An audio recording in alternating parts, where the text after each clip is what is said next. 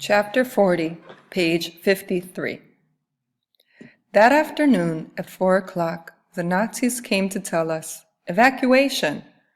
The camp was going to be emptied, and we would be sent away. Where to? Probably to other camps. They were everywhere. When? Tomorrow night. The whole camp was worried. People were running, calling to one another. In every block, the Jews prepared for the journey. I forgot about my foot. A doctor came into the room and said, "Tomorrow, the camp will start on a march. The sick can stay in the infirmary. There will be no evacuation here." "All the sick people will be killed on the spot," said one prisoner. I was thinking not about death, but about not wanting to be separated from my father. We had already suffered so much together. This was not the moment to separate. I ran outside to look for him. The snow was very high. Holding a shoe in my hand, for I could not put it on my right foot, I ran. I did not feel pain or cold. "What are we going to do?" My father did not say. "What are we going to do?" He was confused. We could decide our future for ourselves, to stay, both of us, in the infirmary, or to march with the others. I had made up my mind to stay with my father. "Well, father, what do we do?" I asked him. My father was silent. "Let's go on the march with the others," I said. He didn't answer. He was looking at my foot. "You think you'll be able to walk?" my father asked. "Yes, I think so," I said. "Let's hope we won't regret it, Ellie," my father said. Chapter 41. After the war, I learned the destiny of the prisoners in the infirmary. They were not killed. 2 days later, the Russian army freed them. They were safe. Chapter 42. In the morning, the camp did not look the same. The Jewish prisoners put on more clothes, one over the other, to protect ourselves from the cold.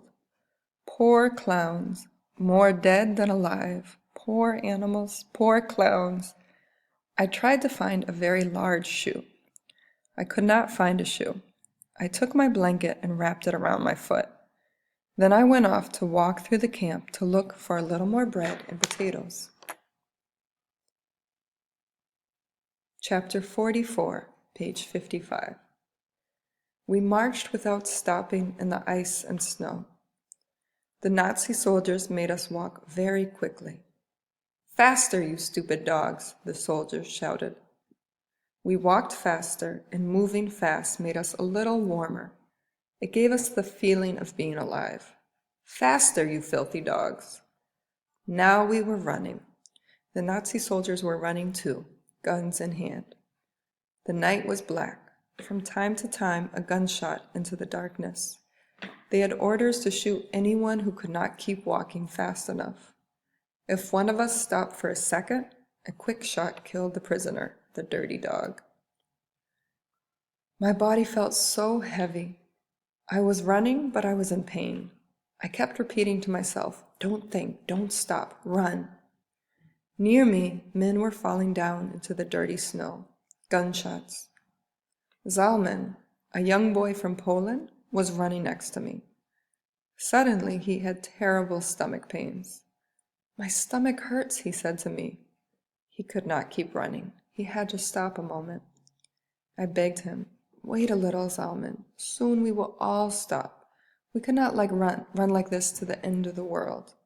But he yelled to me, "I can't go on. My stomach is exploding." "Try, Zalman," I shouted. "I can't go on," he said. He fell to the ground. I do not believe that a soldier shot him. Zalman must have died, killed under the feet of the thousands of men who were running behind us. I soon forgot him. I began to think of myself again. My foot was hurting very badly. I could feel death everywhere. It stuck to me like glue. I felt I could touch it. The idea of dying began to interest me, to no longer exist, to no longer feel the horrible pain of my foot, to no longer feel tired or cold, nothing. My father was the only thing that stopped me. He was running next to me. I had no right to die. What would my father do without me? I was his only support. The road never stopped. We felt like the masters of the world. We were stronger than cold and hunger, stronger than the guns and the desire to die. Nothing but numbers. We felt like the only men on earth. At last, the morning star in the sky. We were exhausted. We had lost all strength, all truth. We had run for 12 miles. One more hour of marching, and at last the soldiers said we could stop. We were in an empty town. The people had left because of the war and the bombs. We fell into the snow. My father yelled at me, "Not here, get up, a little more. There's a small building over there, come." I did not want to get up, but I listened to my father. The snow was deep and cold. I fell down. The snow felt to me like a very soft, very warm pillow. I fell asleep. I don't know how long I was sleeping, a few minutes or 1 hour. When I woke up, a cold hand was touching my cheeks. I tried to open my eyes. It was my father. He looked so old since last night. His body was completely skinny and twisted. His eyes looked dead, his lips dry. Everything about him showed total exhaustion. "Don't sleep, Eliezer. It's dangerous to fall asleep in snow. One falls asleep forever. Come, my son, get up." Get up? How could I? How was I to leave this warm feeling? "Come, my son, come." I got up. Holding on to me with one arm, he took me outside. It was very difficult. Under our feet, there were men who were dying. I saw myself in every dead body. I felt that in some hours, I was going to die. "Come, father, let's go back to the building," I said. "Don't worry, son. Go to sleep. I'll watch over you," my father said. "You first, father," I said. "Sleep." I tried to sleep, but I could not. God knows that I wanted to sleep so badly.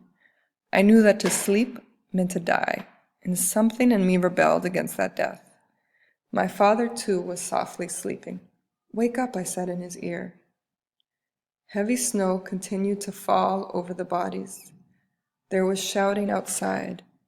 It was night again, and the Nazi soldiers were ordering us to march.